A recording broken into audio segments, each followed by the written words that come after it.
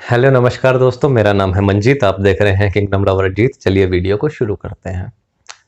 दोस्तों, आज हम बात करेंगे उत्पत्ति की किताब से। उत्पत्ति की किताब में हम देखते हैं शुरुआती अध्यायों में दो भाई केन और आबिल परमेश्वर के पास अपनी अपनी भेंट को लेकर आते हैं और परमेश्वर वहां पर हाबिल की भेंट को ग्रहण कर लेते हैं, लेकिन केन की भेंट को वो स्वीकार नहीं करते, ग्रहण नहीं करते। और ये सवाल अक्सर लोगों का और विश्वासियों का बना रहता है कि परमेश्वर ने ऐसा क्यों किया कि परमेश्वर ने सिर्फ हाबिल की भेंट को स्वीकार किया और केन की भेंट को स्वीकार नहीं किया। परमेश्वर ने ऐसा क्यों किया? तो लोग अपने अपने मनों में एक ही बात सोचते हैं। जो एक पहला प्रश्न बात जो उनके दिमाग में आती है, लोग सोचते हैं कि हाबिल बहुत ही अच्छा व्यक्ति था, धर्मी था, और केन जो है वो दुष्ट था। इसीलिए परमेश्वर ने केन की भेंट को स्वीकार नहीं किया और हाबिल की भेंट को स्वीकार कर लिया, क्योंकि केन बुरा मनुष्य था। कुछ बातें मैं आपको बताऊंगा और मैं चाहूंगा कि आप उन बातों को सोचें, समझें परमेश्वर के वचन के आधार पर कि पवित्र शास्त्र में क्या बताता है। देखिए, आदम और हव्वा, इनको परमेश्वर ने बनाया। हर एक चीज की परमेश्वर ने जब सृष्टि की, सब कुछ परमेश्वर ने अच्छा बनाया। लेकिन आदम और हव्वा ने जब पाप किया तो परमेश्वर उस जगह पर आए। इज़िकिएल नबी की किताब उसके 18 अध्याय 20 वचन में इस प्रकार लिखा है, हर एक जान जो पाप करेगी वो मरेगी। ये परमेश्वर का नियम है, कानून है। जो भी पाप करेगा उसको मरना पड़ेगा। रोमियो की पत्री में लिखा है कि पाप की मजदूरी मृत्यु है। सो जब आदम और हव्वा इन दोनों ने परमेश्वर की आज्ञा का उल्लंघन किया, परमेश्वर के विरुद्ध पाप किया, तो परमेश्वर के कानून के मुताबिक इनको मरना पड़ेगा, क्योंकि इन्होंने परमेश्वर के विरुद्ध पाप किया है। लेकिन परमेश्वर उस जगह पर आते हैं और परमेश्वर क्या करते हैं? परमेश्वर एक सब्स्टिट्यूट को लेकर आते हैं। मतलब जहां आदम और हव्वा को मरना था, परमेश्वर ने वहां पर, उत्पत्ति की किताब में हम देखते हैं, परमेश्वर ने एक जानवर को लिया और उसको परमेश्वर ने मारा और उसकी खाल के अंगरखे बनाकर आदम और हव्वा को पहनाए। उससे पहले आदम ने और हव्वा ने खुद अपने लिए अंगरखे बना लिए और वो उनको ढक नहीं पाए। लेकिन परमेश्वर ने क्या किया? देखिए, परमेश्वर उनको वैसे भी ढक सकता था, है ना, लेकिन परमेश्वर ने वो नहीं किया। परमेश्वर ने उनके पाप के बदले एक जानवर को लिया और उसको वहां पर मारा। उस जानवर का लहू बहाया गया और उसकी खाल के अंगरखे बनाकर लेदर गारमेंट्स वो आदम और हव्वा को दिए गए। जहां आदम और हव्वा को मरना था, उनके बजाय एक जानवर मरा। Hopefully it was a lamp.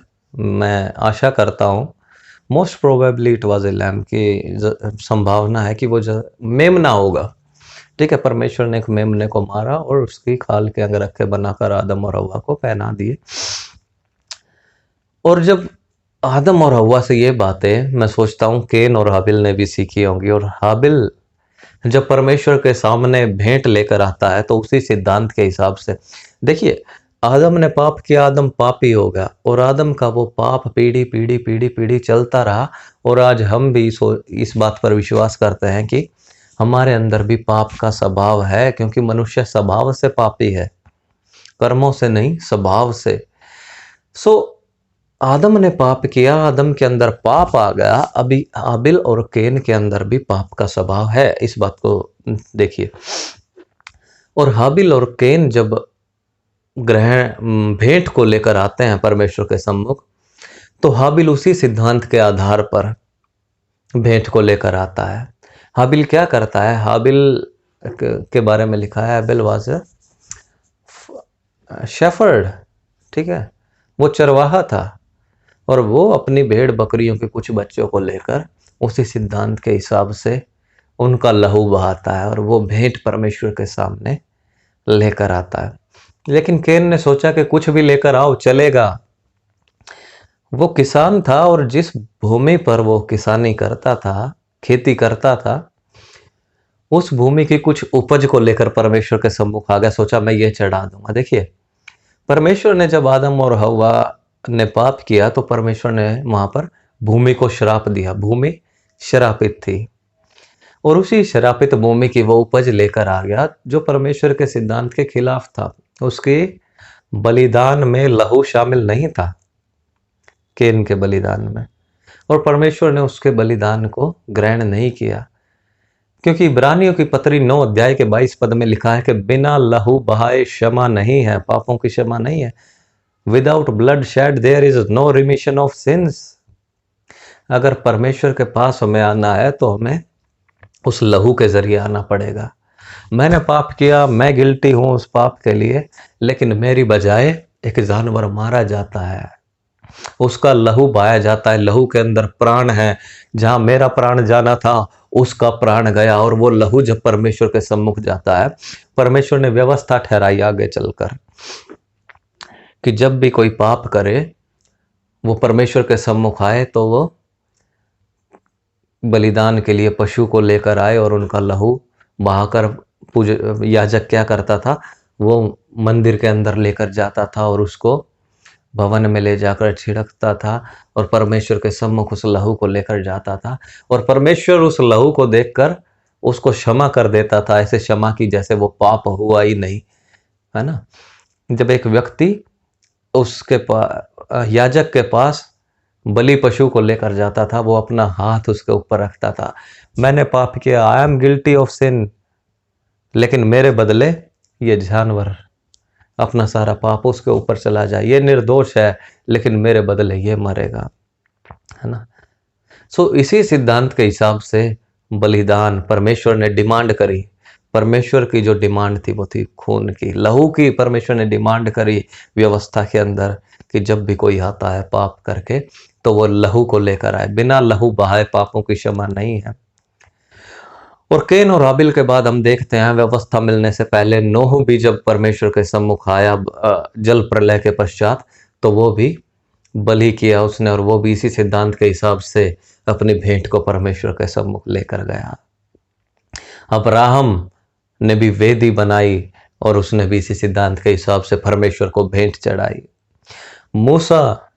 मूसा को भी परमेश्वर ने बताया कि जब तुम इजराइल से निकलोगे, the feast of pass over, फसह का पर्व, एक मेमना लेना, अपने अपने कुल की गिनती के अनुसार एक मेमना लेना, और उसका लहू अपने दरवाजों की अलंगों पर, है ना, apply the blood of the lamb on the door post of the house, उसका खून अपने दरवाजों की चौखटों पर लगाना। उस खून के जरिए हमको परमेश्वर के पास आना पड़ेगा। ये परमेश्वर का सिद्धांत है, परमेश्वर का कानून है। बिना लहू के पापों की क्षमा नहीं हो सकती। और इसी सिद्धांत के अनुसार प्रभु यीशु मसीह भी जब आए तो लिखा है पवित्र शास्त्र के अनुसार, वचन के अनुसार, वो उसने भी अपना लहू बहाया। यूहन्ना जब यीशु मसीह को देखता है, लिखा है कि दूसरे दिन जब उसने यीशु मसीह को अपनी तरफ आते देखा तो उसने पुकार कर कहा कि देखो ये परमेश्वर का मेमना है जो जगत के पापों को उठा ले जाता है। ही बिकेम द लैम्ब, है ना। वो परमेश्वर वो मेमना बन गया और उसने अपना लहू बहाया। और पतरस की पत्री में लिखा है कि हमारा छुटकारा बकरों, भेड़ों, मेमनों के लहू से नहीं बल्कि मसीह के बहुमूल्य लहू से हुआ है। उस लहू के जरिए उसने हमको शुद्ध किया, पाक साफ किया, हमारे पापों को धो दिया, हमें धार्मिकता दी, हमें परमेश्वर के काबिल बना दिया। वो लहू ही है। So don't under estimate the power of the blood.